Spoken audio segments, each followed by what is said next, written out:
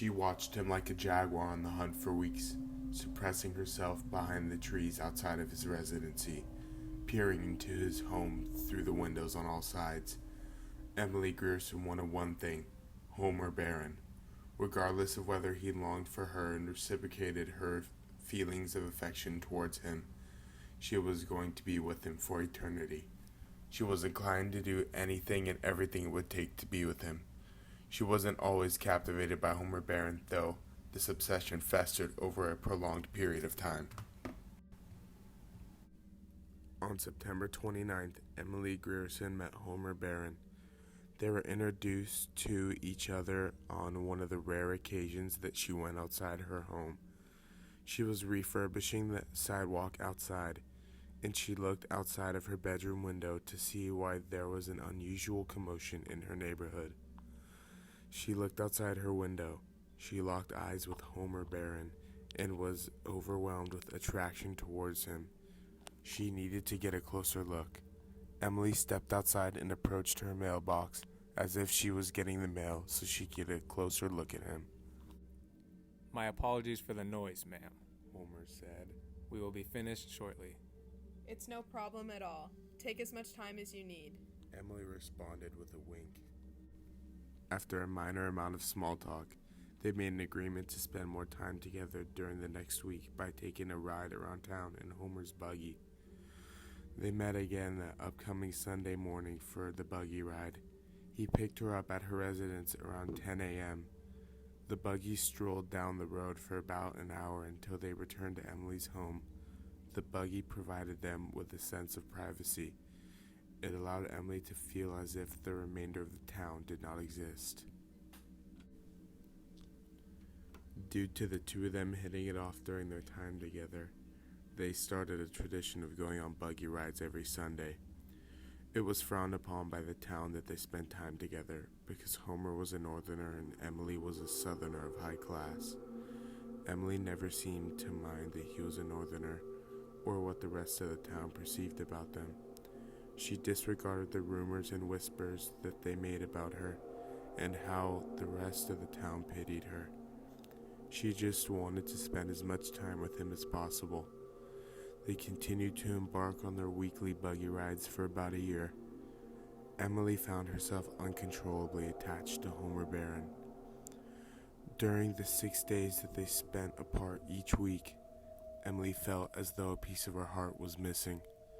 She assumed that he felt the same way, since they continued to spend time together, bonding each week.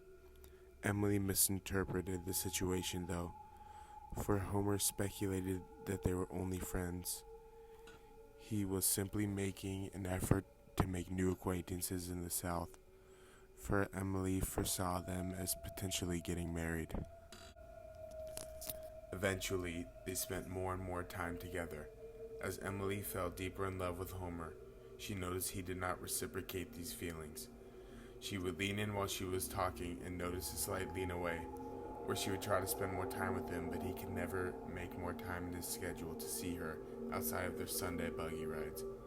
After a few more weeks, it became apparent to Emily and the rest of the town that they were most likely not getting married anytime soon. If they were ever getting married, it would have already occurred. Homer Barron was not a marrying man, and when he told Emily this, she accepted that he would never fall in love with her. She began to devise a plan to spend the rest of her life with Homer Barron.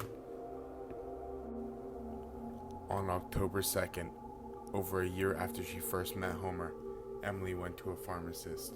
She informed the pharmacist that the arsenic she was getting was for rats, but she had different intentions for the use of the arsenic.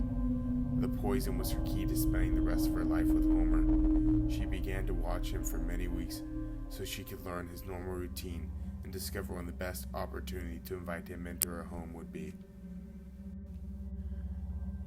At the beginning, she began watching him from outside his temporary home in the South. She was able to do so discreetly because he lived next to a large plantation covered in bushes, small trees, and dust. It was the perfect hiding place. She would watch him in the mornings before he left for work and would wait for him to return in the night. Then she would wait for him to leave again, to go who knows where. She would sit outside his home for hours at a time until she was bathed in dust from behind the hill of his house. After 3 days of this process, she discovered more about his routine and understood his schedule remained similar each night. He returned from work about 6:30 p.m. every night. She adjusted her lifestyle so that she would be able to watch him in the morning and then return home while he was at work. She would return to his home at approximately 6 p.m. so she would be there before he would come home for work. She watched him like this for weeks. Eventually, her curiosity overcame her, and she followed him to where he was traveling late that night. He walked to the local pub. When he arrived, he sat down at the bar next to a small group of young men and spurred up a conversation with them after sitting down.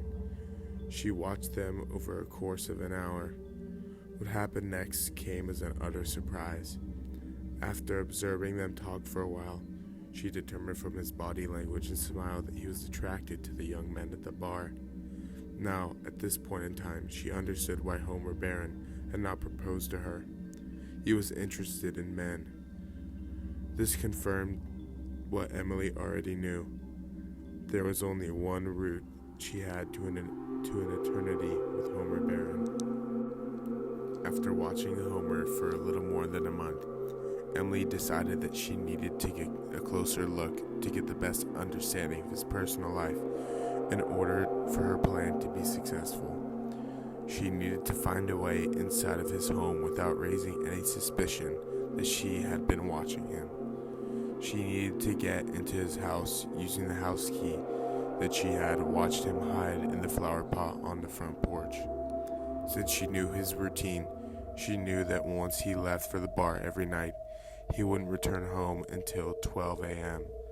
The best time for Emily to sneak into Homer's home was after he left for the bar. On a Friday night, Emily waited outside of Homer's plantation for him to return from work and set off for the bar. Once he left his house, she waited about 15 minutes to assure that he was at the bar and would not return home anytime soon. She walked through the howling wind to his front doorstep. She dug into the small patch of dirt next to the house and found the house key. She unlocked the front door and reburied the key so that she would not raise any suspicion that she had entered the house. The door creaked open slowly, and Emily peered inside. She crept swiftly through the first floor of the house and searched for anything out of the ordinary. After searching the house for about 15 minutes, she found nothing conspicuous. That was until she decided to look in his drawer. She opened up the drawer, and what she saw inside was shocking. She found an unimaginable amount of alcohol. It was as if the house was a liquor store. It was at this moment that Emily realized that Homer Barron was an alcoholic. The lid to the bottle of bourbon in the drawer was left off, as if he had just been drinking when he got home from work. She thought that he only went to the bar every night to try to meet young men, but he also went for the liquor. Homer evidently had a drinking problem, and Emily realized that she could use this fault to her advantage. She would wait until he returned from the bar one night, intoxicated, and then she would invite him over for a drink. Due to his physical and mental state, he would say yes and agree to come over. Once he arrived at her house, she could poison him. She could not survive another instant without having Homer to herself.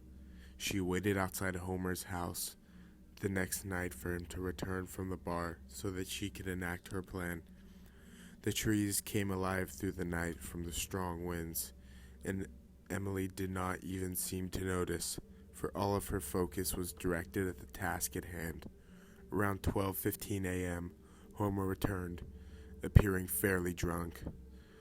Once he had been inside the house for about 5 minutes, Emily made her move and approached him at his front door.